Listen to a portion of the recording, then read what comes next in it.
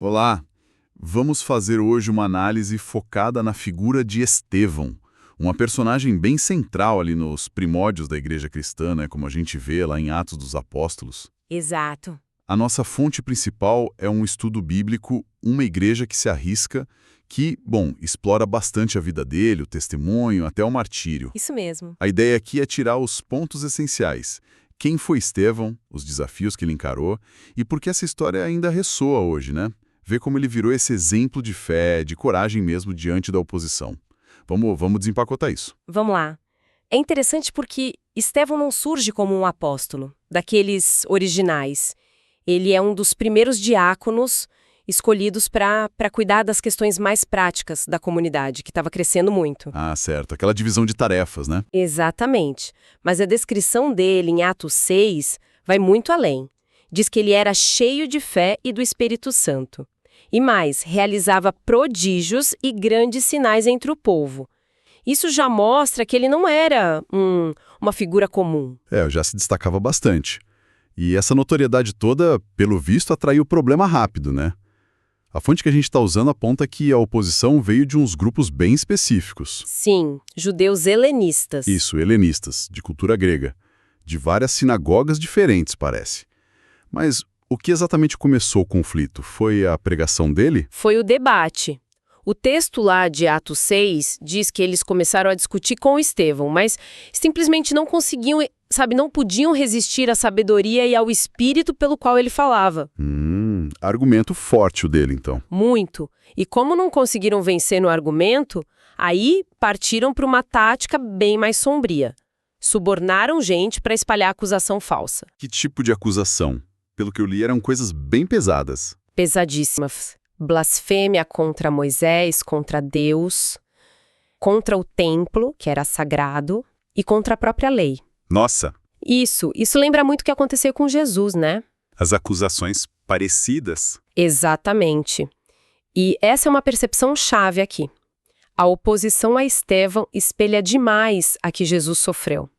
São táticas semelhantes, acusações parecidas, de desafiar os pilares da fé judaica da época. Parece um padrão mesmo. É um padrão claro de resistência a qualquer mensagem que questionasse o status quo religioso, sabe? E usar falsas testemunhas era o jeito de desacreditar o mensageiro para tentar invalidar a mensagem. Bem baixo, complicado. Aí ele é levado para o Sinédrio, né? O Conselho Supremo Judaico. E, em vez de se defender ponto a ponto, ele faz aquele discurso longo, recontando a história de Israel toda, é o que está em Atos 7. Qual que era a ideia ali? Não parece meio que fugir das acusações? Pode parecer, né? À primeira vista, mas na verdade era uma estratégia retórica muito, muito poderosa. Ao recontar a história toda, Estevão estava destacando uma coisa: a fidelidade constante de Deus. Ah, entendi. Em contraste com a teimosia e infidelidade do povo e dos líderes, que sempre resistiam aos profetas que Deus enviava. Era uma defesa da fé, uma apologética que colocava aquele momento atual dentro do grande plano de Deus. Faz sentido, ele estava mostrando um contexto maior. Exato. E no final, ele não alivia nem um pouco. Acusa eles na cara. Homens de dura cerviz, ou seja, teimosos, incircuncisos de coração e ouvido, quer dizer, fechados para Deus. E aí vem a frase: vós sempre resistis ao Espírito Santo. Assim como fizeram vossos pais, também vós fazeis. Uau, direto ao ponto. Ele está dizendo que eles estavam repetindo o erro histórico de rejeitar os mensageiros de Deus e que o ápice disso foi rejeitar Jesus. Precisamente, o ponto central de toda a defesa dele era esse: demonstrar que Jesus era o Messias prometido, aquele para quem toda a história de Israel apontava, e que eles, ao rejeitarem Jesus, estavam agindo igualzinho aos antepassados que rejeitaram Moisés, os profetas. Foi uma confrontação muito corajosa e direta. Imagino a reação. Fúria total, claro.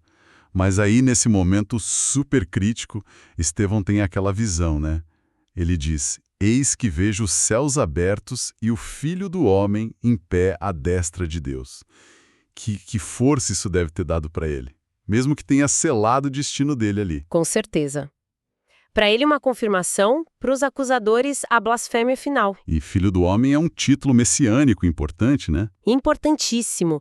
E essa visão foi a gota d'água para eles. Aí não teve mais conversa. Arrastaram ele para fora da cidade e apedrejaram. Pesado. E as últimas palavras dele são muito marcantes, porque ecoam a um Jesus na cruz.